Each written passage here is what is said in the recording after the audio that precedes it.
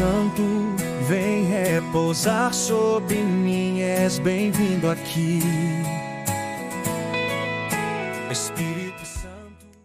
Graça e paz do Senhor Jesus a todos, bem-vindos ao canal Palavra de Deus Diária. Hoje nós estaremos aqui com a gravação de Levítico capítulo 21, uma ordenança com relação ao comportamento que o Senhor esperava dos seus sacerdotes. Hoje você é um sacerdote do Deus Altíssimo, você também foi selecionado, você foi separado, você foi escolhido. Então vamos prestar muita atenção quais seriam as características desses que o Senhor separou para o seu sacerdócio santo. Então ele passa a instruir Moisés com relação ao comportamento que os sacerdotes deveriam ter. Primeiro, ele não poderia tornar-se impuro por tocar em um cadáver, exceto de mãe, pai, filho, irmã, irmão ou uma irmã virgem. Então, eles eram proibidos de tocar em cadáveres, exceto se fosse desse nível de parentesco. Não raspariam a cabeça, não aparariam as pontas da barba, nem fariam cortes nos seus corpos. Isso diferenciava os rabinos, sacerdotes dos demais povos. Até hoje, se você for para Israel, você vai reconhecer imediatamente um judeu em qualquer lugar do mundo, porque até hoje eles ainda seguem essas ordenanças.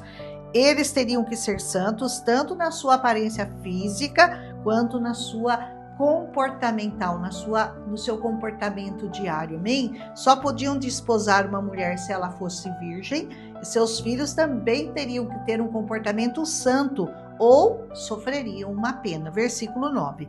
Seria ungido com óleo da unção, e não poderia andar descabelado, nem com roupas rasgadas, em sinal de luto. Versículo 10. Não deixaria o santuário, ou seja, ele viveria para o Senhor. Como é que nós passamos isso hoje para o nosso sacerdócio? Como é que a gente vai experienciar, como que a gente vai entender esse capítulo, que merece uma atenção especial, viu? Por causa de algumas polêmicas, para quem não coloca a lente do Espírito Santo para entendê-lo. Se você lê isso aqui só carnalmente, só a letra, você vai ficar escandalizado por causa de algumas exigências que o Senhor fazia. Mas nós vamos entender aqui, ponto por ponto, a importância espiritual de cada ordenança que o Senhor deu. Alguns ateus até se apegam a esse texto bíblico para dizer que Deus é preconceituoso, que ele faz discriminação de pessoas, mas nós vamos entender que o que Deus está mostrando com esse texto, e que nós vamos ver depois uma referência em Romanos 2:11, que diz que Deus não faz acepção de pessoas. Então isso contradiz o que Deus estava falando? Com certeza que não. Esse capítulo, a partir do verso 18, Deus pede para que os descendentes de Abraão que fossem ministrar no tabernáculo terrestre não tivessem defeitos. Como assim? Então quer dizer que se a pessoa tem um defeito físico, ela está impedida de servir ao Senhor? Se você analisar o contexto aqui, nós veremos que não é uma contradição e nem uma acepção de pessoas. Deus está dizendo que essas pessoas não podiam fazer parte da função sacerdotal, ou seja, Deus estava excluindo elas da salvação? De maneira nenhuma. Por que o sacerdote tinha que ter todas essas características e todas essas qualidades físicas? Porque o sacerdócio não era tão simples, eles tinham muitas funções, eles tinham que limpar, eles tinham que trazer lenha, eles tinham que fazer sacrifícios de animais, e se ele não fosse uma pessoa inteiramente, fisicamente perfeita, ele não daria conta do sacerdócio. Por isso, ele colocava a separação, mas não significava que o povo era excluído de ser povo de Deus, porque Deus realmente não faz acepção. Ele diz assim, vamos ler lá então do 18 ao 22, diz, comerá o pão do Senhor. Deus pede para que eles não trabalhem como sacerdotes, fazendo o ritual que levava o povo a se relacionar com Deus, mas eles não eram excluídos da salvação. Lá diz que eles podiam participar da ceia. Todo o povo podia participar. Mas por que então Deus pede para que eles fizessem parte do sacerdócio? Existe uma razão até mesmo para ensinar o povo sobre as coisas sagradas e secretas de Deus. Você lembra que, de acordo com o Velho Testamento, o sacrificado, o animal, ele tinha que ser perfeito também? Ele não podia ter defeito? O cordeirinho que era sacrificado em lugar do pecador representava Jesus Cristo, perfeito, aquele que morreria pelo pecador na cruz do Calvário. E ele tinha que ser perfeito, sem defeito, sem mancha, sem mácula. João Batista disse que Jesus era o Cordeiro de Deus que tira os pecados do mundo. Como Cristo tinha uma natureza sem pecado, só um Cordeiro perfeito, sem defeito, sem mácula, poderia representá-lo. Só que Hebreus nos ensina que Cristo não era representado apenas pelo Cordeiro.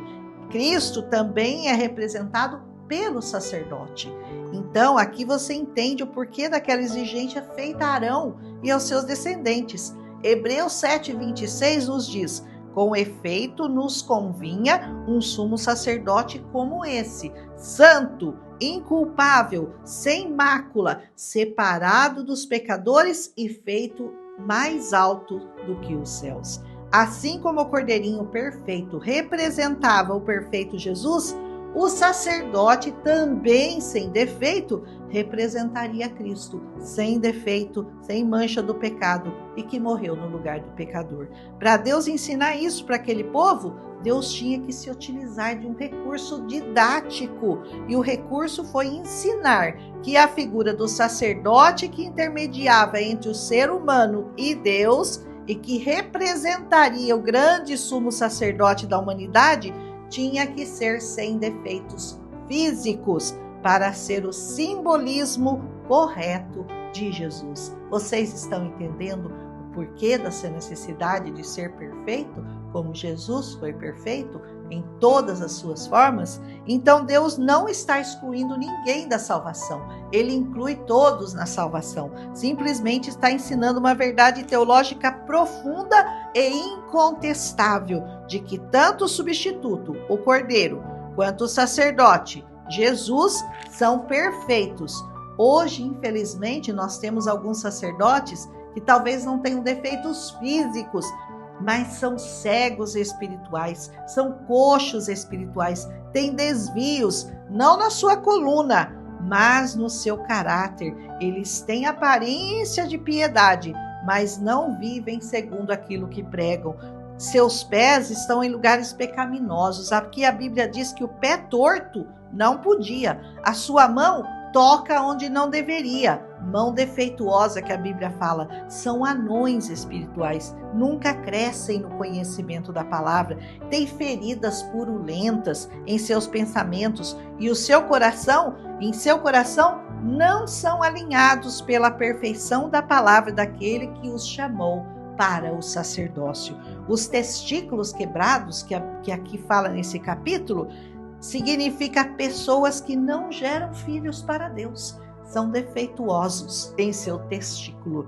Cada um de nós tem que se avaliar, tem que se colocar na presença do Senhor nosso Deus e perguntar: em que área da minha vida estão os meus defeitos, as minhas deformidades? E aprender nesse capítulo que Deus não nos quer tocando em cadáveres. Como assim? Em gente que está espiritualmente morta e nos contaminam com palavras, ou com atitudes, ou com pensamentos que não alegram e nem exaltam o nome do nosso soberano Senhor, que em tudo nos quer santos e perfeitos. É isso que a Bíblia vai nos ensinar todos os capítulos. Sede santos, porque eu, o Senhor, o seu Pai, aquele que deu a vida por vocês, aquele que morreu, que ressuscitou e que hoje vive, seja também uma imagem sua, seja imagem e semelhança daquele que te gerou em Cristo Jesus. Amém? Examine-se hoje, então, vá para a presença do Senhor e pergunte a Ele se você tem sido um testemunho de um sacerdote por quem Ele deu o seu próprio filho. Amém? Que esse capítulo possa falar ao seu coração e, ao invés de você se escandalizar, que você entenda onde Deus queria apontar para Cristo e para a perfeição daqueles que o servem. Ninguém está excluído. Todos nós podemos ser abençoados. Todos nós temos direito à salvação. Basta você aceitar e você procurar cada dia mais ser a imagem daquele que morreu por você. Ser um cristão significa ser imagem e semelhança de Cristo. E todos os dias você precisa ser aperfeiçoado em todos os seus caminhos. Amém? Um abraço em Cristo Jesus, fique abençoado. Amanhã nós voltamos com Levítico capítulo 22, que também vai falar de sacrifícios perfeitos, de uma lei acerca de comer as coisas santificadas a Deus. Um abraço e até amanhã, se o Senhor assim nos permitir.